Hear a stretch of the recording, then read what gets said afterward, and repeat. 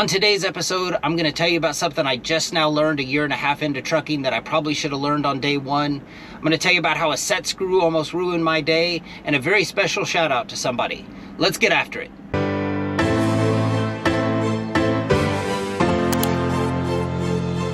All right, so the other day I learned something new. I'd like to share it with you. Possibly you don't know it either. If you do know it, you can make fun of me for not knowing this a year and a half into trucking. But basically the other day I'm working as a hostler. They send me over to a parking slip to pick up a trailer. Now it just so happens that trailer's getting dropped off by somebody else. And I pull up to the guy and we do our little trucker sign language. He points at me. He's like, "Do you want to get by?" And I'm like, "No, I'm here for that trailer." And then we both kind of give the double thumbs up to one another, and I just sit there and kind of wait for him to drop it off. And he hops out of his truck, I hop out of mine, and he's dropping it off, and I'm telling him, I'm like, "Oh, I'm taking this trailer to a doctor," and all this stuff. And he's like, "Oh, just so you know, tire 11 has a nail in it, and tire 13 it doesn't have enough tread."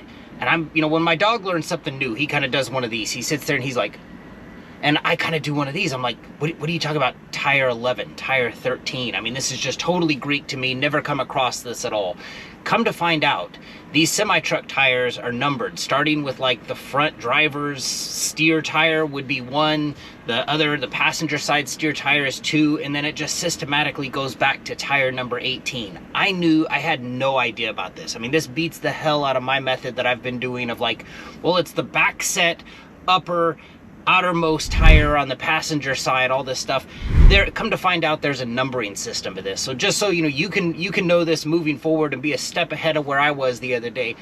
Yet another thing that's not been on my radar as far as, when I'm pre-tripping the truck, post-tripping the truck, something I have not been checking at all, but there's a little set screw inside the electrical connection, back as part of your air and electrical hoses and everything like that. This little set screw is basically keeps the outer metal portion of the electrical unit kind of connected to the housing thing. I had not been checking this. This was not on my radar. Well, here's what happened. That little set screw had become loose, unbeknownst to me, and I didn't realize that it was loose until I was pulling my electrical out of a trailer I was attached to, and it dropped, and there was no recovering it. I looked all over for it, couldn't find it. Well, here's the problem with that.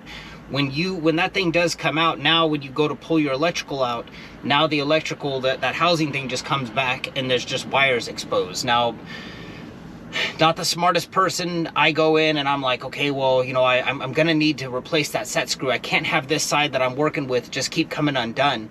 So brilliant me at the time decides, there's got to be a set screw on the other end, the part that attaches to the tractor. So I pull that end out, I take the set screw out of that, shove it back into the tractor side.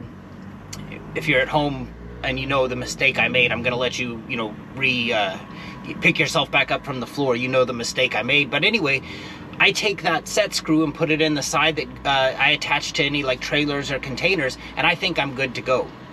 Here's the mistake I made.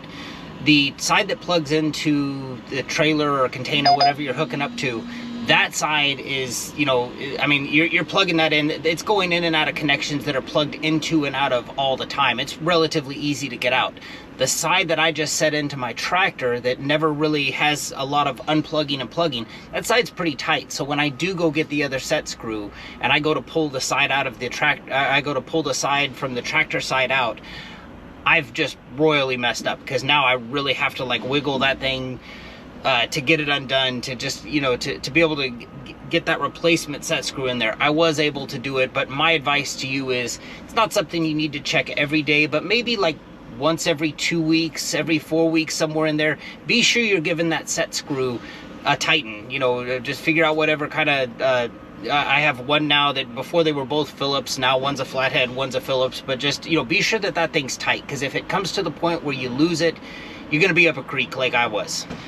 And lastly, one thing I love about this channel is it gives me the opportunity to connect with people and to kind of, see where people are at, hopefully offer assistance to people, but also I get a lot out of this channel too. And the other day I had somebody connect with me. We ended up getting on a phone call together. Got to give a shout out to Tony B over in New York. This guy's working out the finer points of, Amazon Relay grade, getting everything, dialed in, everything. I like the way he's going about this. Anyway, we start talking. Now, we spoke last Thursday. And before we spoke, I was a little down on myself. I was sitting there, you know, I signed up for this hostler thing for kind of a full-time position, and I'm doing this stuff, and I was kind of down on myself. It was Thursday. I had already put in like 50 hours. I was also in my headspace a little bit, just thinking about, because it was also my daughter's birthday, and I'm like, you know, for somebody who gets to pick their schedule, I sure did pick an inopportune time to work and all this stuff, and I was kind of down on myself a little bit. I started talking to this guy. He's a flatbedder, gorgeous truck, just doing Amazon on the side. And oh, by the way, did I mention he's also a fireman? I mean, this guy, you know, I mean, here I'm down on myself for putting in a bunch of hours and all this stuff, and I started talking to this guy, and this guy, after talking to him, I mean, hopefully I was able to help him, but he has no idea how much he helped me as far as, you know, wanting to level up my game. I mean, my little side hustle is I tell stories on the internet. His side hustle is he's out there saving lives. So I love meeting people like this. I love meeting people who kind of take me out of myself and kind of, you know, make me think like, you know, there's more I could be doing with this stuff. I have no right to be feeling sorry for myself of, you know, putting in some hours and it's just Thursday. Who cares? Nobody cares. I want to get after it. And anyway, after talking to him, I mean, I guess I didn't even know going into the conversation that I was looking for some way to recharge my batteries. And after talking to him, the rest of that day, man, I had a permanent grin on my face. So Tony B, shout out to you, man. You're doing it right. I like the way you're going about Amazon, and it was great to talk to you. So we know the semi-truck tires have numbers to them now.